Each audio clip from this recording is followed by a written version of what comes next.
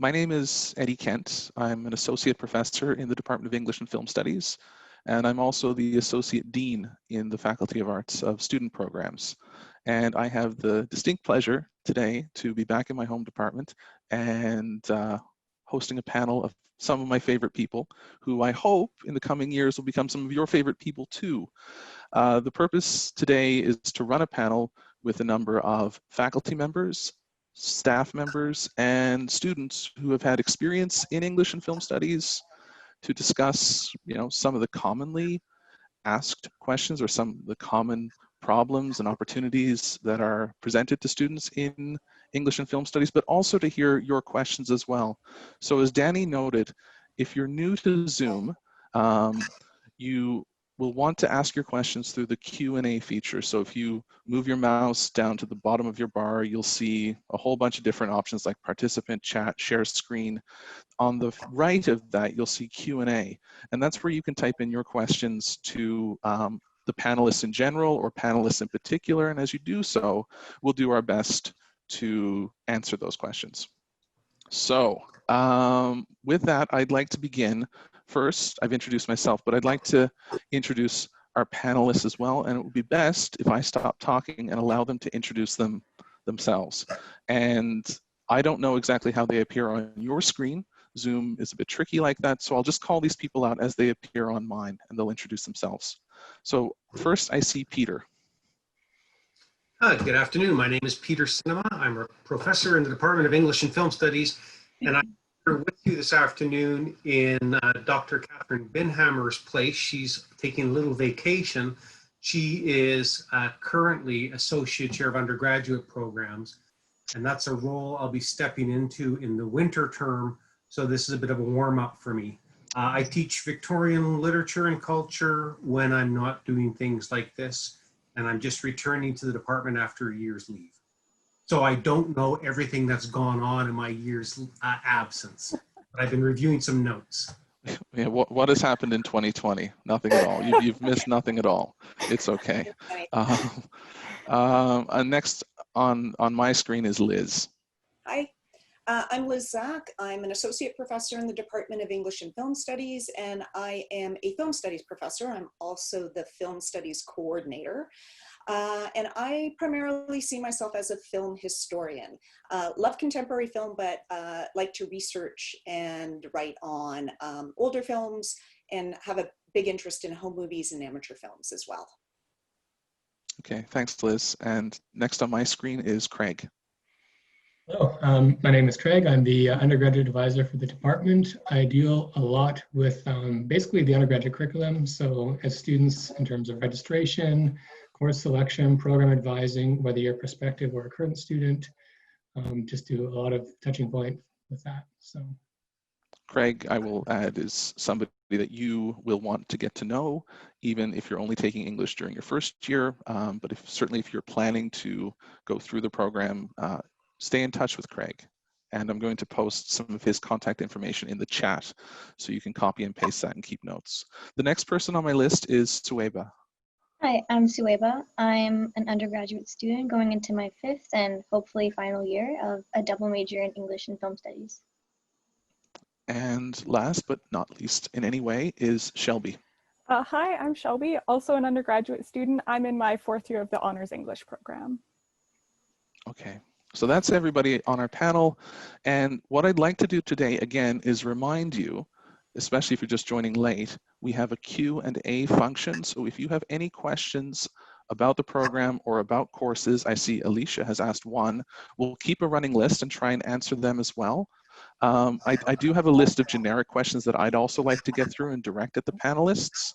So I'm going to start with that, but we'll keep a tab of your own questions as they're appearing live in the chat. So I thought that one of the questions I could just ask generically is to the panelists, noting that most of the people here I expect are in their first year of the program and are probably thinking about majors. And so I wanted to ask my first question to the two student panelists who are here today and ask them to give me a reminder, why did you choose such a thing? What made you choose English as a major, or in Sue's case, as part of a double major? What guided those choices? Who's going first? Should I go first? You can Sure. go first. Okay. I always loved English, like in high school and everything. So I think I'm a rare case where I just knew going into university that I wanted to do a double major in English and film, and I just decided sometime when I was a teenager that I would just do film as well. And it was just because those were like my favorite kind of subjects, and I was interested in film and I wanted to explore it. And I was lucky enough that I'd like, sorry, that I took the classes and managed to find something that I actually liked. Like it wasn't like I took it and I didn't like it, but that's not the reality for a lot of people. And so it's okay for sure if you take them and you're like, I don't like this, I want to do something else.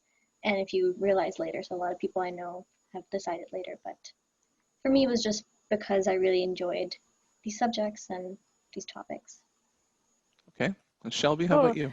I feel like my answer personally is pretty similar. Like I've just always been interested in like reading and studying literature, but I do think like in my first year, English wasn't my major yet, and how I decided to make it my major was just kind of like taking the like first year courses, and I also took like I think it was a 300 level course where like the topic interested me.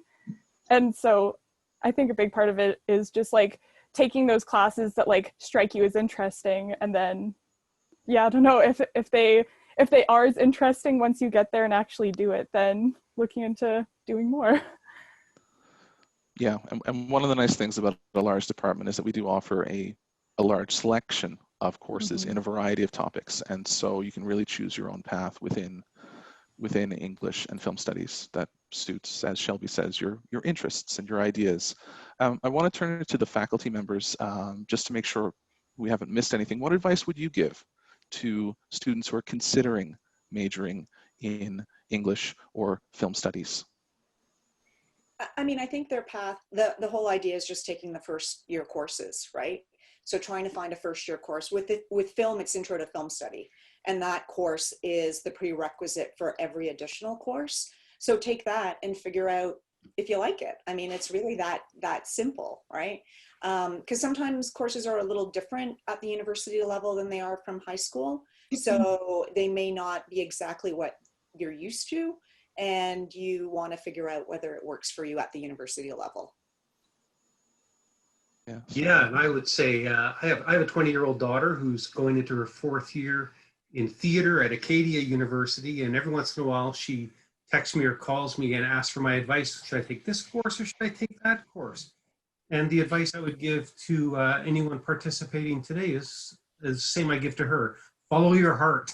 Take the course that you most want to take, and whether it's simply an option or if it's something that counts towards credit that's required by your degree, don't make that your first consideration. Make it do what you want to do. I think English and film studies provides many, many opportunities for students to really follow their heart. Of course, if you're coming into the program and you're taking first year English, you need those credits at the first year level. You need the 102 or the 103. I saw one of the first questions is what the difference between those two courses are, and I'll leave that to someone else to address. But once you've taken those first year courses, we have a very kind of open path through the degree that gives you opportunity to take courses across many, many periods, many genres, and many different approaches. Yeah, that accords with my sense of it as well. And Peter's right to point out that in your first year, whether you're taking film studies or English, you're kind of stuck for choice in a way. You have to take these prerequisite courses that will give you, the skills and the platform to go and explore your interests in the 200, 300, and 400 level courses. We should probably, Peter and Liz as well, talk a little bit about those first year courses. Like I'll start with Liz. Liz, what can students expect when they take Film Studies 100? Like what should they be aware of? What should they prepare for? What's going to hit them? I mean, for some students coming in who have taken some film studies in high school, it will be familiar. It may also be a little unfamiliar for other students who have taken film studies in high school, because we don't just discuss plot and themes. We really get into kind of how a film is put together. So if you're in an English course, you're kind of learning how to closely read a text. We kind of do the same thing in film studies, but we teach you how to closely watch a film. So we want you to learn how to notice things and recognize things that you otherwise wouldn't have kind of noticed, and to really think about how the film is put together. So you're kind of learning about film language, and learning about some film traditions. You learn about that more in film history, but you're kind of introduced to it. So it's a really kind of basic course. We cover, you know, sound, music, editing, cinematography, all of these things to kind of get you to look very closely at the film and kind of pick it apart and then figure out, oh, if they shoot it that way, then it makes you feel this. But if they shot it this way, you have a very different feeling. And so what are the directors going for? What does the film kind of create? So I would say that in first year, you're learning how to closely visually analyze a film. Great, that's super. Now, I'll turn it on to Peter, because he's the standing English faculty member here on our panel.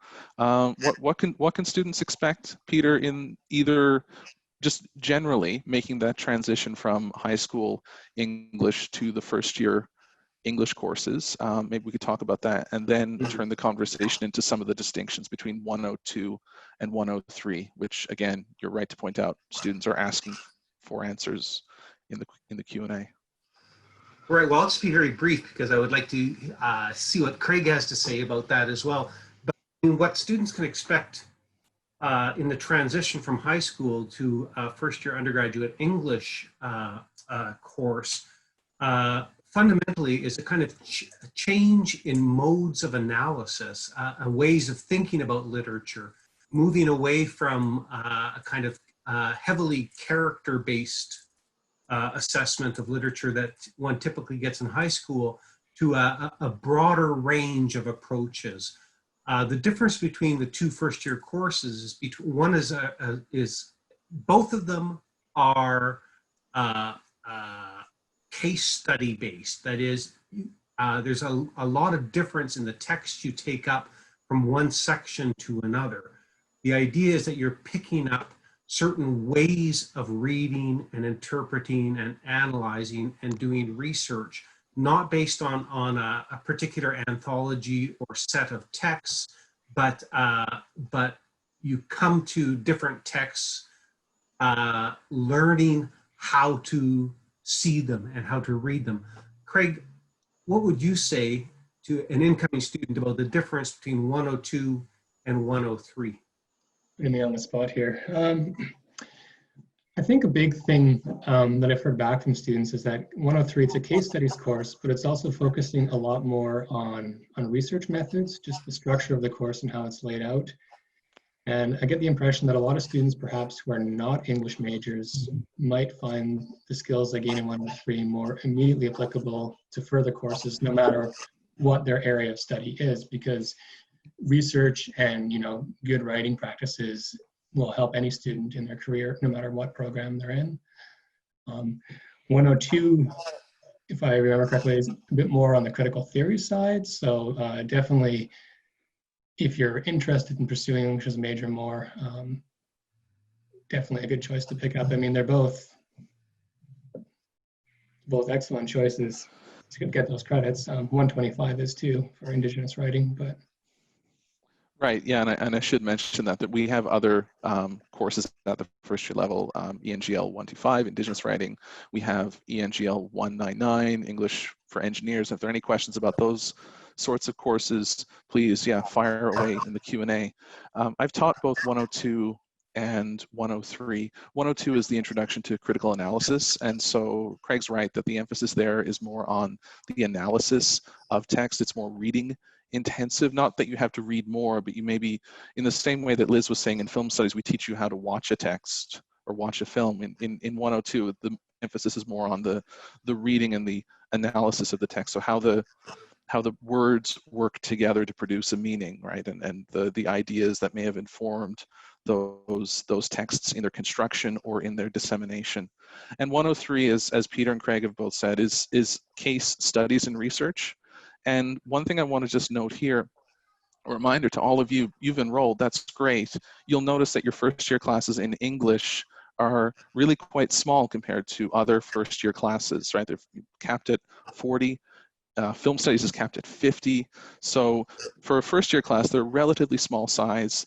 The specific texts that are involved will be given to you by your instructor, and they're determined by the instructor. So there's a kind of a guarantee that the instructor themselves are personally invested in and thinking about the courses. So the experience, you know, hopefully you're in for a good one, but it's one that's been carefully, I hate using this word, but it's been curated by your instructor, rather than a basic course that another department will just give to all of its first year students. So there's something there that is a little more personalized in those first year courses. Right. I'm just going to pause for a second and ask our panelists if they've been flicking through the questions that have come up in the Q&A, and if there's anything we can answer. The one that I realize we haven't spoken about at all that we should is from Carolyn Beatty asking, can we talk a little bit about the creative writing minor? And I might ask Peter to say a little bit first about that. And I don't know, Sue or Shelby, if you've taken creative writing courses. If you have, please contribute as well. What can you expect from a creative writing course? But I'll start with Peter. Talk about the RIGHT program. RIGHT program, yeah. The creative writing courses in the Department of English and Film Studies at the University of Alberta are fully integrated into the Department of English. So we don't have a major yet in creative writing, or what we call RIGHT, but we do have the minor, and we have a number of course options that students can take, which will also give them credit for English. I'd be interested in hearing a little bit more from Sue, if she's taken creative writing courses, what her experience was like. We have a small creative writing cohort of professors, but English professors are taken into the program on an annual basis. And so the courses are taught by both published novelists and poets, and also people in English with an interest and some expertise in creative writing, especially in creative nonfiction, which is a very popular stream in our RIGHT program. Sue, do you have anything you'd like to say about your experience and whatever? Yeah, I took a full year creative nonfiction writing class, and I don't think they offer like full year ones anymore, but it was definitely a very valuable experience, and I would recommend taking like courses like that if you're interested in writing, if you want to like do essay writing or anything kind of like personal essay, like, I mean. I haven't taken any fiction or poetry, but I've heard from other people that have taken them that those are also very interesting and valuable. So yeah, and creative nonfiction is like it was very helpful because I managed to like write things that I could actually get published or like speak at conferences. So it's a very good opportunity for not only improving your writing, but also kind of like putting yourself out there. So I would definitely encourage people to do that. I'll just interject, because next term I'm actually teaching a course that's cross-listed between creative writing and film studies, which is a screenwriting course. So we had someone on the faculty who taught screenwriting a long time ago, and then they left and we didn't kind of pick it up again. So that's on the books for next year, and I believe it's going to alternate between myself and then someone in drama teaching that course. So if you're a budding, aspiring screenwriter, hopefully that will interest you as well. Okay. And there was an early question about how courses are going to be delivered this year, given COVID. And so yes, all of the courses in English and Film Studies, as I understand it, will be delivered in a distance format, essentially online.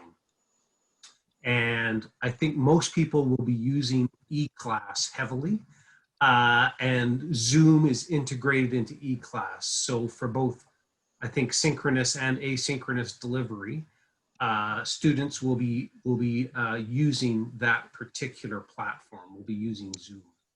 So And I just, don't want to be condescending. I don't want to be condescending, but you haven't taken a first-year English course yet at the University of Alberta, so you may not yet know the difference between synchronous and asynchronous. It took me a while to figure it out. Most of your courses will be a blend of it. Asynchronous means you're learning on your own time. Synchronous means it's happening live. So as you're making your choices, not just about English courses, but other courses as well, make sure you understand what parts, if any, will be delivered synchronously and what parts, if any, will be delivered asynchronously. I'm going As, to yep. follow up on that. Like, so to explain synchronous, if you go into Bear Tracks and your class is meeting at a certain time, that's when it's meeting. If it's being taught synchronously, the professor is meeting you online at that time. If it's being taught asynchronously, it's still appearing in Bear Tracks, scheduled at a time, but it actually means that you can do that course at your own pace. And some courses are a blend. So there'll be some times when you're meeting during that time and sometimes when you're on your own.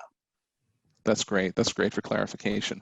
Another point of clarification, I'm noticing that some of the panelists are answering the questions in the Q&A, typing them, and you'll see that we have 20 open questions right now and 7 answered. So if you're looking for answers to questions, just click on the answered tab.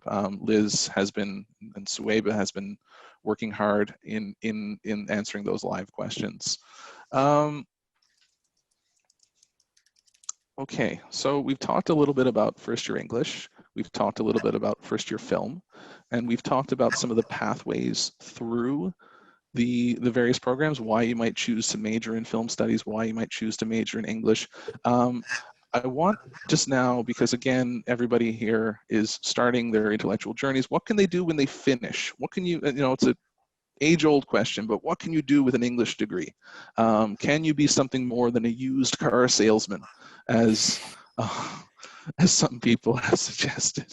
What can you do with it with an English degree? I'm going to start with Craig because you know he might have a little bit more of the data or a few more of the typical career paths for people who have English or film studies degrees. Oh man, on the spot. It's a big question. I think a big thing with English, especially in all BAs, is it's not so much the specific subjects that you study, it's the skills you obtain along the way. So we see people, a lot of it going into fields that require writing, obviously. So that could be journalism, public relations, digital communications, customer relations with corporations. I don't know how many of you were at Open House. We actually did have some slides of quite a few of our alumni of the last 2 decades in the fields they're in now. So some students in English, they might pursue like a law degree, for example, or they go into a Bachelor of Education after degree and become teachers. Some will go into grad school, maybe pursue a master's in English. Some people have gone into working as filmmakers, photographers. We had one fellow started a video game company, PopCap Games. So it's hard to say that there's like a fixed trajectory for an English major or a film studies major, but definitely like just the ability to do research, to analyze effectively, to communicate ideas is something a lot of organizations across a lot of different fields do value. Yeah, that's great. And yeah. as Craig's talking here, I'm just going to share my screen because I do have that that quick little slideshow that's that you may all. Oh, sorry. Gosh, I should know how to work all this stuff. Present, that's the button I want. So we can still talk and we can still answer questions, but I will slowly flick through some of these different outcomes that range from, you know, as Craig is saying, communicators to federal senators. These are the things you can do with an English or a film studies degree. I want to ask Liz a question, if I might, because we haven't really talked about the pathway through film studies. I said we did, but then I realized, no, that's a lie. We haven't done that. So Liz, can you explain to students what happens after they take film studies in their first year and they decide, yeah, I really want to major in film studies? What does that pathway look like to graduation? Right. In terms of once you've done Intro to Film Studies, you're pretty much, you can take any course at the 200, 300, or 400 level. It's the only prerequisite. So you can start kind of picking up courses just as they interest you. Now there are some courses that you have to take if you're a major. So you have to take 2 courses in film history, which kind of cover film history from the beginning of cinema to the present, a course on film theory, but those are the only kind of required courses. And then after that, you really get to pick and choose. So we also have, I should mention this, we have a television stream also. So there's a course on broadcast television in the 2nd year, which is sort of the history of television. And then we have a number of different courses on television. So you could take those too if you're interested, if you're leaning more towards television than film studies. And then you can take things, any number of courses. So we teach both national cinemas, so you could take a course on Canadian cinema, or you could take a course on German cinema, or you might take a course on different types of films. So I for example, teach a course on the horror film, and then another one on animation, both of which are really popular. So you really kind of get to choose which areas and kinds of films that you want to focus on. That's great. And I'm going to flick it over now to Peter. I'll stop screen sharing for a minute. One of the things, so Liz has done a great job discussing the pathways through the film studies major. One of the things that English is a little bit different. It has both a major and an honors program. So Peter, before you talk about either, can you just help students, or maybe it's Craig that can answer this best, what's the distinction between it? And I also want to turn it to both Shelby and Sueba, who are each honors students. Why did you choose to do an honors as opposed to, oh no, sorry, Sueba is a double major. Sorry, I will remember that. Why would you choose to do an honors over a major? So, or do a major over an honors? So Peter, first, what are some of the differences between the majors and the honors program? Well, the fundamental difference has to do with coverage. What the honors degree provides students is a guarantee that they will take courses in a sufficiently broad range of areas, periods, nationalities, and so on, that it prepares them for further studies in English. Basically, it guarantees them a spot in any graduate program in English at any reputable university in Canada or North America. So what the English honors program is designed to do is to ensure that students get a broad range of coverage. Now, the honors program is currently being reviewed and simplified. It was a very complex and unwieldy kind of degree to oversee as a result of all the requirements for courses in certain areas. So the area requirements are being simplified, and students are being given more options in the honors program. But really what it is, it's a more intensive experience, and it has a capstone project in the final year. All honor students have to take English 498, which is essentially the honors thesis. And they meet with the undergraduate associate chair of undergraduate programs in that process. And we are also, as a department, having a conversation about introducing a new junior English course, a first-year English course, specifically for students who know they want to go on and study English, perhaps at the honors level. You can also apply directly into the honors program now from high school. You don't have to put in a year or two in the program. So that's also been simplified, and the path is much easier. Okay, great. Yeah, I was going to say, maybe this is where Craig can just, because some of the questions are like, how do I get into honors, or how do I choose my major? So the same for film studies as well. Like, so there's a student here today who's been blown away by the quality of these panelists and said, holy crap, I was going to be a historian, but nah, I'm going to do film studies now. I'm going to major in that. And they want to switch their major right away. Craig, how do they do that? Yeah, so if you think about the BA program, not the honors, the regular BA is sort of a large pool, and you have your major and minor options in there. So that's open at the faculty level. And on the Faculty of Arts website, there's a student services thing and a place called Forms for Students. So you can actually submit a declaration or change of major and minor online. It's through a Google form. You put in your ID number and your choices, and the staff there will just process it and date it to the semester you submitted it. So students in the program, yeah, you can be an English major one semester, a minor the next, you can switch it. You're not necessarily locked in. The honors program can't quite be done like that, because the honors degree is actually like a completely separate standalone program. So you have to submit and pay for an application to transfer into that. sort of like you did when you first applied to universities. So it'd be like if you were transferring, say, to like science or education. It's a different kettle of fish, so to speak. So if you're interested in the honors program, you'd want to get your application in during the application window, which runs about October to March. So if you're a first year now and you're super keen, you could apply to transfer to the honors program fall 2021 next year. And if you were admitted and accepted, you would just have your credit follow you there and apply to the new program and continue onwards. Right, your pathway to completion wouldn't be delayed in any way. Okay, that's great. So this is great. Sue, why aren't you an honors student? And Shelby, why are you an honors student? What made you choose the major, Sue? Now, and I want to be really clear here, though we're trying to trumpet the virtues and values of an honors degree, it isn't for everybody. And it is a little bit more restrictive, and it kind of, you know, the fact that Sue is doing a double major here might have something to do with that as well. So why did you choose to be a film major? Or sorry, again, I keep forgetting. English major, sorry, long day. Well, it's both. Yeah. So, I think it's because, partly it was because of bureaucratic restrictions and stuff. Like at the time, there was a higher level language requirement that I didn't want to do because I wanted to do so many courses in like different areas and subjects. And we still don't have the ability to do like a double honors for film because there's no film honors program, and I couldn't do a minor if I was doing an honor, so it was like that kind of practical reasoning.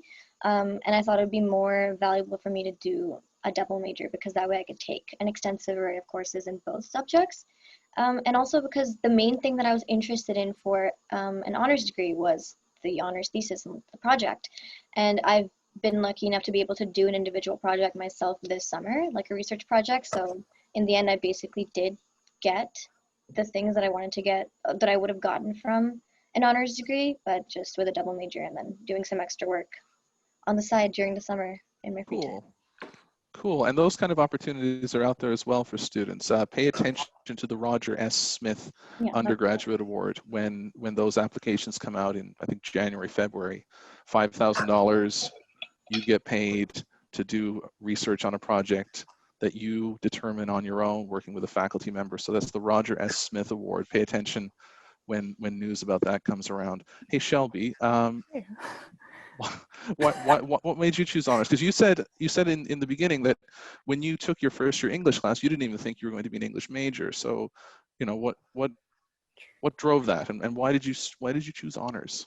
Oh, good. Well, I definitely, like I said, once I took that, I took English 339, which is the Shakespeare course, and I'm a big Shakespeare nerd. I know not everyone is. So like as soon as I took that, I was like, never mind, this is my life now, and like I want to do grad work in English. So I think like a lot of the like stuff that Peter talked about of like the program, of how it makes sure that you're introduced to like other eras and like nationalities and genres of that, you know, that are in literature. I think I really wanted the opportunity to like be introduced to all of those so I could kind of figure out where I wanted my niche to be once I got into grad studies. That's great. Because I'm a narcissist, I'll tell you a bit about myself. I don't have an English degree. I have a math degree, but I kept taking English courses as my one arts course every year as I went through university. So for those of you who are here in the room hearing all this talk about honors and majors, yeah, those are excellent pathways. I highly recommend them. There are many other ways to stay in touch with English. And then, you know, a little later in life, the bug is going to catch you and you say, wow, I really want to know a little bit more about that. And you can pursue it later. So English courses, you know, they're portable. They'll serve you well no matter what your major is. So, you know, keep enrolling in those courses. Just want to flick through some of the unanswered questions in, you know, one attendee asked, my major and minor are undecided. What can you do with a minor in English? I think that's a great question. One of the things that a minor can help you do is advertise yourself to prospective employers as somebody who is accomplished in communication, accomplished in the careful analysis and understanding of texts, right? So if you're applying for a job with a, I don't know, a poli-sci major and an English minor, and you're applying to work, say, I don't know, in a governmental position, you can say, yeah, I know how to read, sure, but I know how to read carefully and thoughtfully, and I know how to craft words to produce meanings. So minors in English are super valuable for those who are looking just for that extra little practical line on their CV. So yeah, definitely consider those. What other questions are the panelists seeing here? I feel like I am hosting it, but I also want to make sure that, you know, There's a question about writing studies, Yeah. which I know might present us with a little bit of difficulty because none of us are in writing studies, although writing studies as a program is migrating to the Department of English and Film Studies. I don't know if Craig wants to speak to that, but what's the difference between writing studies and an English course, and why does one half course in writing studies can stand in as a substitute for a junior English course? Just to clarify, Peter, so your question is, there's a lot of students who are taking English because it meets a requirement of the BA in That's right. any of the programs, or indeed of their other bachelors of science or engineering or whatever. And so you're asking Craig, what are the differences between an English 3-credit course and or an English 6-credit course, or 2 3-credit courses, and the writing studies course? Yeah, I mean, they are different disciplines. Writing studies is not English, although English, one of the reasons that both writing studies and junior English courses fulfill these requirements for the BA in general is because they're writing intensive courses. Writing studies is a distinct discipline that that operates according to its own disciplinary rules. And I'm wondering, there's at least one question about writing studies from one of the students. I'm wondering what we want to say to that. Yeah, I mean, that subject, I guess, just rejoined our department this July. So we don't have we're still kind of getting to grips with it ourselves. A lot of the instructors were associated with a different department. We did bring over some of the descriptions and explanations. So on our EFS department website, on our courses page, we do have kind of a rundown of the various writing studies courses. And from reading that, like, I don't want to reduce it to this, but it's more about the skills and technical aspects of the act of writing, right? So maybe a little bit less on, you know, analysis or, you know, critical theory or research product, and more on like what makes good writing in specific disciplines and how can you, like, you know, grow these skills. So definitely take a look at those pages. The instructors are being assigned to the courses, so maybe you could hit them up for a sample syllabus if they haven't prepared. But it's just so new to us right now. Honestly. Yeah. I'll just piggyback on something Craig said there. Contact the instructor, look for a syllabus. Some of the questions that we've left unanswered so far is like, when will our courses be available in e-class? How do I know what textbooks I'm reading? And, you know, that answer is you'll have to contact your instructor. We don't have a set curriculum for our first-year English courses. Each section of each course will have its own textbook list that will be set by the instructor, and they'll make that available to you as soon as they can or as soon as they're comfortable. Typically that's, you know, the day before the first class. Some instructors have it up already, but you can expect at a minimum that by the first day of class, your instructor will have a syllabus for you with the textbooks that you need to read. But if you're interested in learning what they will be, it doesn't hurt to fire an email off to your instructor. So you can find out who your instructor is through Bear Tracks, search them up in the U of A directory and send them an email. Introduce yourself. And I'll say this too, try and build a relationship, like a professional mentoring academic relationship with your instructors. Again, one of the virtues of these relatively small first-year classes, 40, is that there's a chance, and I know we're delivering this remotely, but there's a chance that you'll get to know your instructor a little bit and ask them questions about things that are beyond, say, English 102, right? Ask these kinds of questions that you're thinking about here. What can I do with an English major? How do I do this and that? So reach out to them. Most of them, almost all of them are decent human beings. So, you know, feel free to contact them. Do we have any other questions that I'm seeing in the Q&A? Or maybe I'll just stop for a second. Panelists, did you come here expecting to say something that I have not given you an opportunity to say? I feel like whatever the question was about, like, what advice would you give to your first year self? My answer was going to be go to office hours, because I remember in first year, I was like, oh my gosh, like Dr. Kent is so fancy. Like, I can't go to, like, I don't want to waste his time talking about, you know, like, oh, I don't know. And now, I don't know, like, once you get to know them, like, everybody like cares about you and wants to like share ideas with you and like help you write the essay. So like, go and have a conversation and discuss things, and it'll help your writing, and it'll also like help you make connections. So go to office hours. Yeah. And instructors can do other things as well. They can plug you into resources on campus, like the Center for Writers.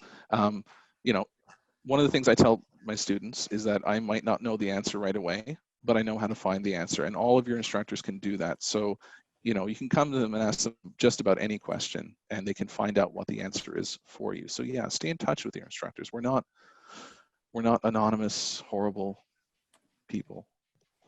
A question that came up towards the end of the chat here, just live, are professors and peers respectful of pronouns and such? They better be, but we're all human and fallible. So be as forgiving and as compassionate to your instructors as you would like them to be towards yourself. We are all learning and making mistakes and bumbling through this world. But the University of Alberta is fundamentally committed to principles of equity, diversity, and inclusion. And you should expect and demand that your classroom, even a remotely delivered classroom, is a safe space for learning. And if you have any problems with that or questions about that, then you can contact your instructor, who can direct you to our diversity policy. And yeah, we want to sort it out. We don't want anybody to be uncomfortable as they take these classes, especially in these times, you know, in these particular, you know, infrastructures of remote delivery. Can I also add something to that? Yeah, please. I don't know if, we also have an EDI coordinator, and we also have the English and Film Studies Undergraduate Network, which is something that someone already asked about, and I answered that privately, and not privately, I just typed it out. And I'm the president of that, and we handle student concerns. So if there is a big problem or like any kind of discomfort that you have, you can always feel free to reach out to me. And just the English and Film Studies Undergraduate Network on our Facebook page or on my email, which is, I sent it in the response to the English and Film Studies Undergraduate Network question. So we can always address concerns like that, because student well-being is important. Can I use this as an opportunity not to dismiss the importance of that issue, but Suwaiba, can you say a little bit more about FSUN? What else this organization does, why students who are either English majors or just regular old students should consider joining FSUN and what they might get out of it? Yeah, I typed out some of the answer. I was just sorry, it's also 2:45. I don't know if we have to end on the dot, or I think we have a couple of minutes that we can spin over, but not much more. Okay, we do events, and we're gonna probably be doing events online this year, obviously because of COVID. And we address student well-being, as I said, and we also represent student voices by way of sitting on committees in the department. And it's a good opportunity to kind of meet people and make friends through the events, and also make sure that your concerns are heard, and to just be a part of the department in a way that isn't just like I'm taking classes and I'm not really like, I don't feel like a part of something. And it was a very good experience for me. And I'll be speaking more about it on a welcome orientation that's supposed to be on Tuesday, the 8th of September at, I think, 3:30 p.m. So if people are coming to that, I'll talk more about it then. Okay, that's just great. We are brushing up against the end of the clock. So panelists, if there's anything quick that you need to say in closing. No, but thanks to all the participants for joining us today. Yeah, absolutely. We haven't met any of you yet, except for some of you that have asked questions, but you know, welcome. It's really super exciting that you're going to be here. Our instructors are ready, and they're We're mostly ready. We still have a few days to get ready, but ready to go. And we're looking forward to a really exciting fall semester. So thank you to my panelists who attended. Thank you too to Danny, who's been running tech support in the back and teaching fools like me how to make all this work. And I wish you all very well. If you're going to another session for another discipline, remember English is best, and you can tell them that. Bye. Bye. Thank you all.